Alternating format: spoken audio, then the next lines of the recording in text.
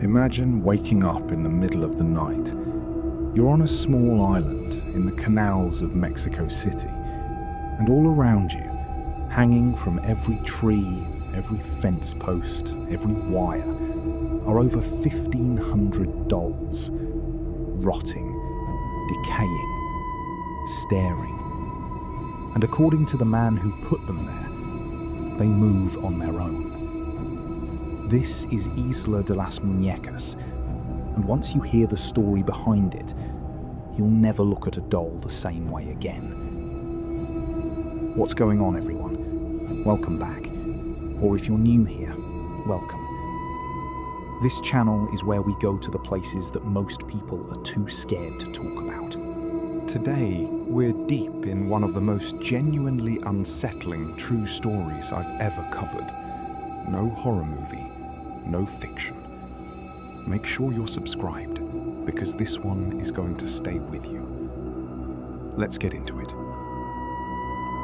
About 28 kilometers south of Mexico City, hidden within an ancient network of man-made canals called the Xochimilco waterways, there is a tiny island. You can only get there by trajinera, those colourful, flat-bottomed boats you might have seen in photos of Mexico. The ride takes about an hour from the nearest town, and as you get deeper into the canals, the city noise fades. The trees close in, the water darkens, and then you see them. Hundreds of dolls, hanging from trees, nailed to fences, dangling from wires, propped against walls. Some missing limbs, some missing eyes, some with their faces half melted from decades of sun and rain.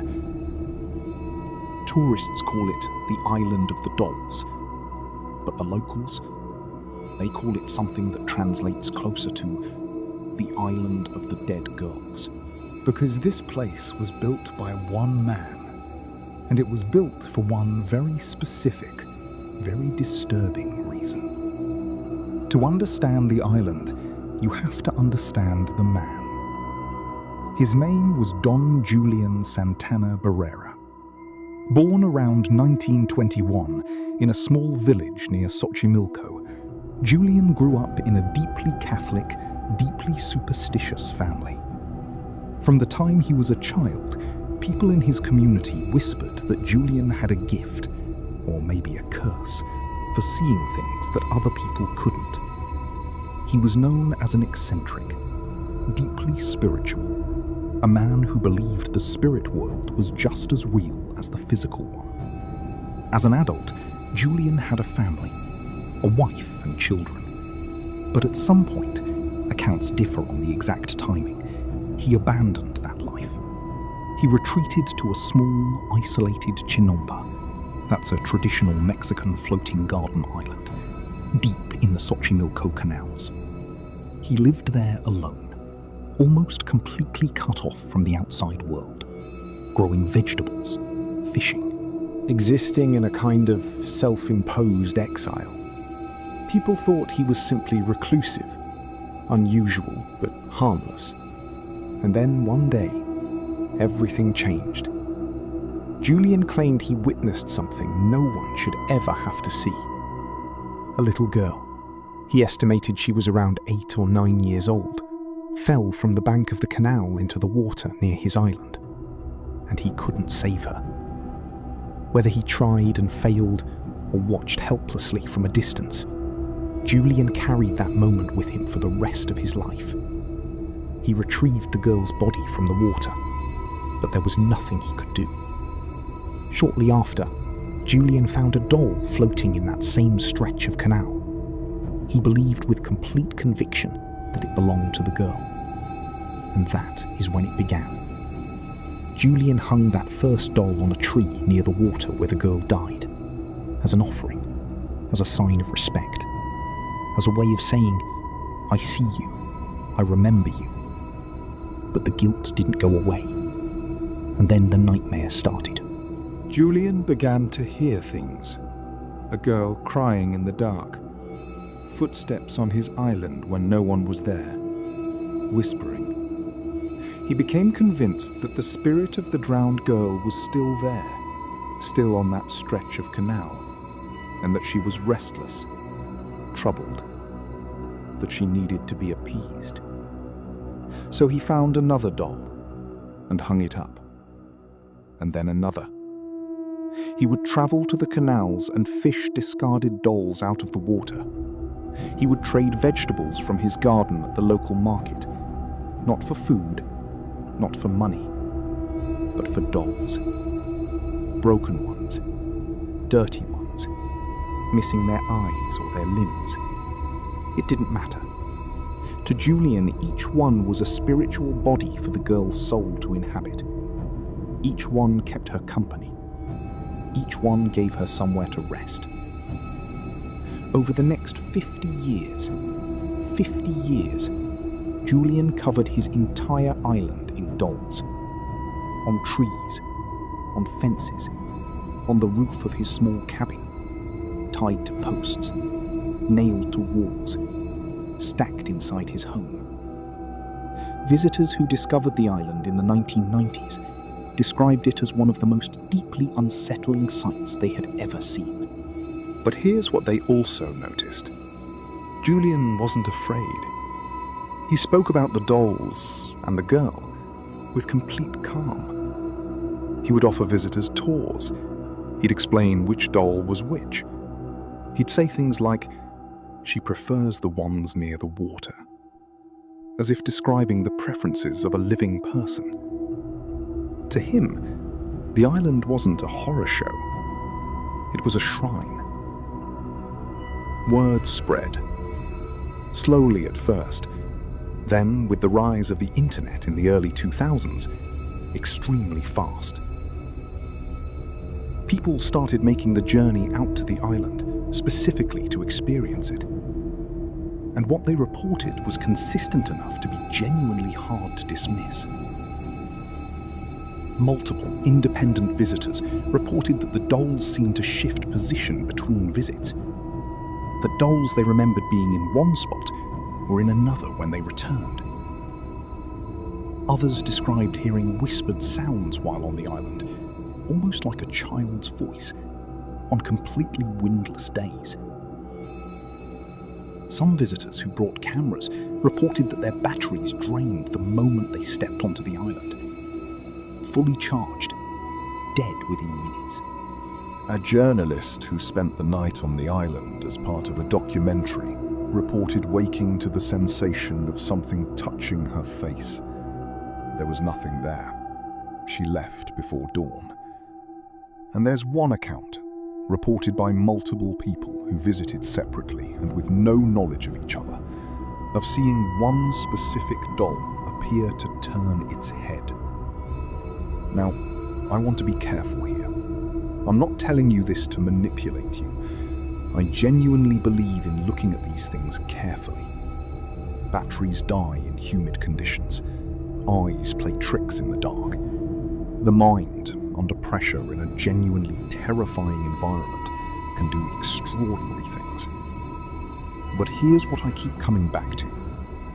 These reports started before the island became globally famous, before there was any incentive to exaggerate, before TikTok and viral ghost videos.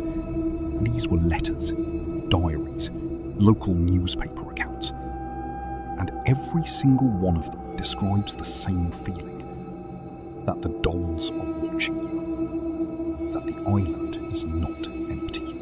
In April 2001, Julian Santana Barrera's body was found in the canal, in the exact same spot where he said the girl had drowned. He was 70 years old. His nephew, Anastasio Santana, was one of the last people to see him alive. He reported that on the morning of his death, Julian was acting strangely, even by his own unusual standards. He told Anastasio he could hear the voices of the mermaids in the water, that they were calling to him, that they wanted him to join them. Hours later, Julian was dead. The official cause was a heart attack, likely followed by falling into the canal. But the community around Xochimilco did not accept that explanation quietly, because the story Julian had told for 50 years was that a little girl had called him to the water, and now, some said, she had finally called him back. Julian was buried on the island he had devoted his life to, and Anastasio, who had grown up hearing his uncle's stories, chose to continue the tradition. He opened the island properly to visitors. He maintains the dolls. He adds new ones. He says he does it out of respect for his uncle, but he also says, quietly, when people press him, that he believes the girl is still there, and that she would not appreciate being forgotten. Today, Isla de las Muñecas is one of Mexico's most unique tourist destinations. You can still get there by trajinera from the Embarcadero Cuemanco or Fernando Salada docks. The journey takes roughly 90 minutes to 2 hours each way, depending on the route and the boat. And when you arrive, even knowing everything, even having read about it, even being prepared, visitors consistently report the same thing. Nothing prepares you. The smell hits first, a slightly damp, earthy scent, wood and water and age. Then you see the scale of it. Photographs do not capture how many dolls there are. They cover everything. Some of the older ones have been there for decades. Their faces are bleached by the sun, cracked, green with mold. Their hair is matted. Their eyes, the ones that still have eyes, catch whatever light filters through the trees. And the trees themselves are enormous, old, draped in moss. The canals around the island are dark and slow-moving. Anastasio, now in his later years, will sometimes meet visitors and talk about Julian. He knows the island better than anyone. He will show you Julian's cabin, still standing, still filled with dolls. He will point out the spot in the canal where Julian's body was found. Visitors are encouraged to bring a doll as an offering. Many people do. They tie their doll to a tree or a fence, and somehow, impossibly, there is always room for one more. The island has been featured on Ripley's Believe It or Not, on countless travel documentaries, and ghost hunting shows from half a dozen countries. Every single film crew that has stayed the night has come away with something they couldn't explain. So, what do we actually make of all this? There are a few competing theories, and I think it's worth laying them out honestly. Theory 1, the skeptic's view. Julian was a deeply isolated man with significant psychological distress. The trauma of witnessing or failing to prevent a child's drowning left him with what we would today likely identify as complicated grief, survivor's guilt, and possibly psychosis. The voices and presence he described were symptoms of a mind under extreme stress. The dolls were a coping mechanism, a way of externalizing his guilt into something tangible he could manage and control. In this view, there is nothing supernatural on the island. What visitors experience is the power of environment and suggestion. When you're told a place is haunted, in a place that looks like this, your brain does the rest. Theory 2, the spiritual view. In Mexican indigenous tradition, particularly in cultures that predate European contact, the idea that the dead can remain tied to a specific location is not considered unusual. It is considered a natural part of how the world works. The relationship between the living and the dead in this tradition is ongoing, not final. Julian wasn't mentally ill. He was, within his own cultural framework, doing exactly what should be done, honoring a spirit, giving her a home, maintaining a relationship across the boundary between worlds. Theory 3, something else. This one is harder to articulate, but I think it deserves to be said. There are things that happen on this island that don't fit neatly into either of the first two explanations. The independent drained battery reports, the consistent, unprompted accounts of sounds that visitors describe identically without having spoken to each other, the specific dolls that multiple unrelated groups describe seeing move. Maybe it's mass psychology. Maybe it's the environment. Maybe the humidity affects electronics in odd ways. Or maybe, and I say this as someone who tries to be rigorous, maybe some places hold energy in ways we don't fully understand yet. I don't know. And I think being honest about not knowing is more respectful to the complexity of this story than pretending to have a clean answer. What I keep coming back to, more than the paranormal reports, more than the theories, is Julian himself.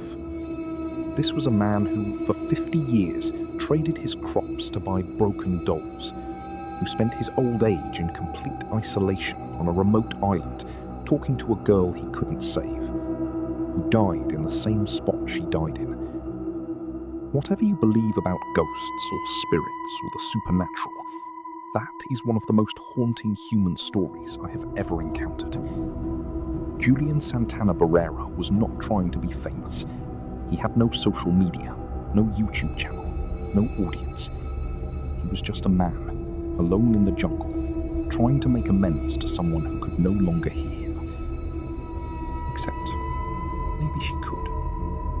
Maybe that's the most unsettling part of this whole story. Not the dolls, not the moving eyes, not the drained batteries.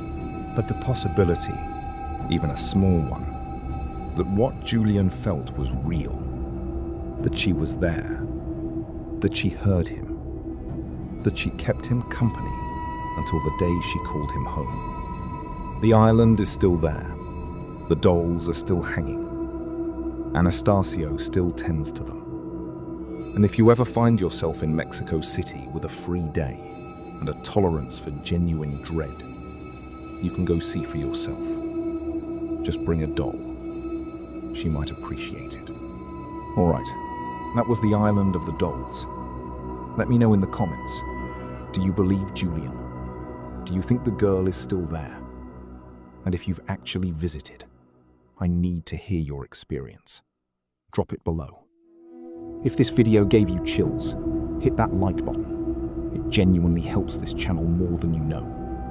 And subscribe if you're new, because we cover stories like this every single week. Next week, we're going somewhere even darker. You do not want to miss it. Until then, sleep with the lights on. I'll see you in the next one.